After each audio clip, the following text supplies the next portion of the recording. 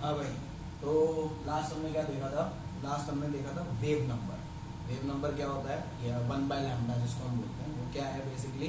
Emitted radiation. जब अगर एक हायर एनर्जी स्टेट से एक लोअर एनर्जी स्टेट पे अगर एक इलेक्ट्रॉन वापस आता है तो वो अपने अंदर से एनर्जी रिलीज करेगा। रिलीज करेगा तो किसके फॉर्म में रिलीज करेगा? फोटोन। फोटोन किसके फॉर्म में? रेडिएशन के फॉर्म में। किसके फॉर्म में?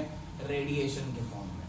तो अगर आप ध्यान से देखो तो wave number is equal to 1/λ r/z² 1/n1² minus 1/n2²। n1 और n2 क्या है? n1 is the lower energy state and n2 is the higher energy state. ठीक है, तो अभी देखते हैं कि ये ट्रांजिशन जो होता है, ये ट्रांजिशन की क्या सीरीज होती है। आपने नाम सुना होगा, Lyman series, Balmer series, Paschen series, Brackett series, Stephen series. तो लाइमन सीरीज, कहीं से भी अगर इलेक्ट्रॉन कूद के प्लेटफॉर्म मतलब एनर्जी स्टेट लेवल नंबर 1 पे आ रहा है, ग्राउंड स्टेट पे आ रहा है, तो उसको हम क्या बोलेंगे? Lyman series. चाहे फिर वो 6 से कूद के 1 पे है, चाहे 5 से 1 पे है, चाहे 4 से 1 पे, चाहे 3 से 1 पे, चाहे 2 से 1 पे, कहीं से भी अगर कूद के 1 पे आ रहा है, ग्राउंड स्टेट पे आ रहा है, तो that is Lyman series.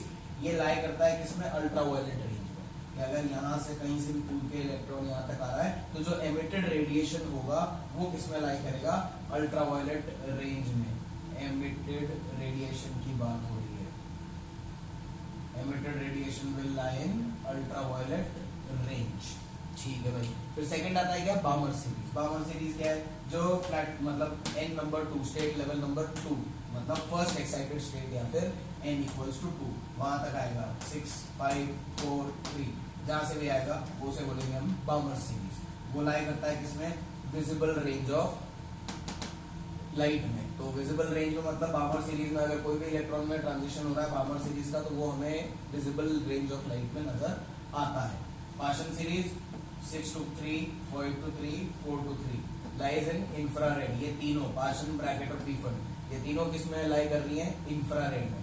Infrared में अगर यहाँ ध्यान से देखोगे तो ये अल्ट्रावायलेट था, ये विजिबल है, ये इंफ्रारेड है। मतलब अल्ट्रावायलेट की एनर्जी ज्यादा होती है, विजिबल की एनर्जी कम होती है, इंफ्रारेड की एनर्जी और कम होती है। ऐसा क्यों हो रहा है? कोई चमत्कार वाली बात नहीं है। तू ध्यान से देखेगा तो तेरी बुद्धि को चमकेगा। देख देख देख देख देख देख देख देख।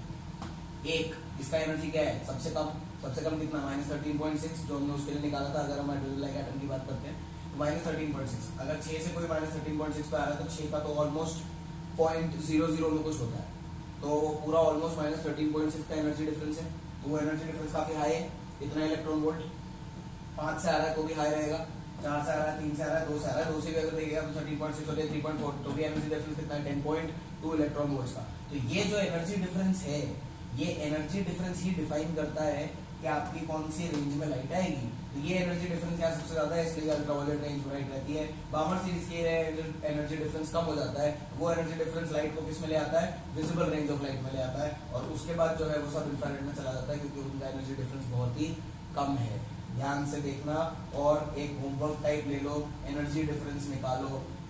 मतलब energy E of n1 minus E of n2 E of n3 E of n4 और उसके साथ साथ निकालो En2 minus En5 En4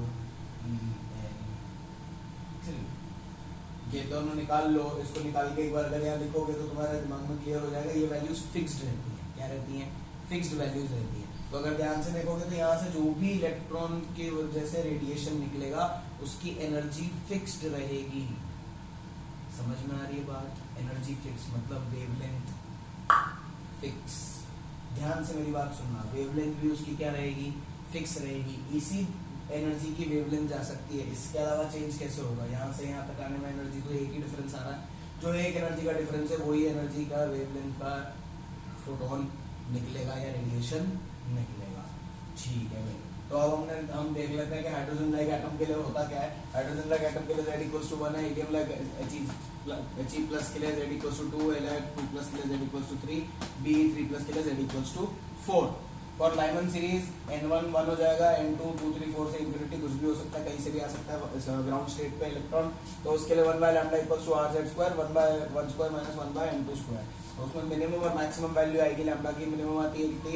91.2 nanometre और मैक्सिमम आती है 121.6 नैनोमीटर। वैल्यूज लिखी हुई है, सिर्फ एक बार 2 बार 4 बार देख लो, अपने आप याद हो जाएगी। ऐसी कोई बहुत बड़ी बात नहीं है, सिर्फ वो दिमाग में एक रेंज रहनी चाहिए।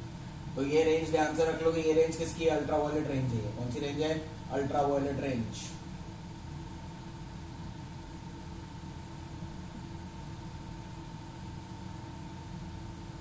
सेकेंड बाउंड सीरीज का देखोगे तो यहाँ पे n1 क्या हो जाएगा 2 और n2 क्या होगा 3 4 5 इन्फिनिटी तक, 2 का स्क्वायर यहाँ आ गया, n2 4, मिनिमम आएगा 365.4.5 और मैक्सिमम आया 656.1। ये कौन सा रेंज है, ये विजिबल रेंज है। थोड़ा सा ध्यान से देखोगे तो ये चीजें याद रखने लायक है, क्योंकि रेंज का अगर लैम्डा आपको याद है तो आप क्वेश्चन का डायरेक्ट आंसर कर सकते हो, जो कि एग्जाम में बहुत टाइम बचाएगा। पार्शियल सीरीज 3 का स्क्वायर, n2, मिनिमम मैक्सिमम, अब ये सब इंफ्रारेड सीरीज की रेंजेस चल रही है। ऐसे ही ब्रैकेट सीरीज मिनिमम 1458, मैक्सिमम 4050, ये 50 लिखा हुआ है, अगर दिख नहीं रहा हो ध्यान से तो 4050 नैनोमीटर। तो ये है अपना पूरा ट्रांजिशन सीरीज। ट्रांजिशन सीरीज में मैंने एक ही चीज आपको बोली है important, energy of ground state minus energy of n2, energy of ground state minus energy of n3, energy of ground state minus energy of n4। ये सारी चीजें, ये सारी वैल्यूज निकाल के रखो, क्योंकि ये वैल्यूज आपको बहुत काम आने वाली है। अब ऑलमोस्ट इस चैप्टर का एंड हो गया है, एक चीज और बची है इस चैप्टर पे, ionisation energy, ionisation potential and वैसी एक और एनर्जी होती है, वो 2 चीजें बची हैं, वो मैं आपको नेक्स्ट वीडियो में एक्सप्लेन कर दूंगा।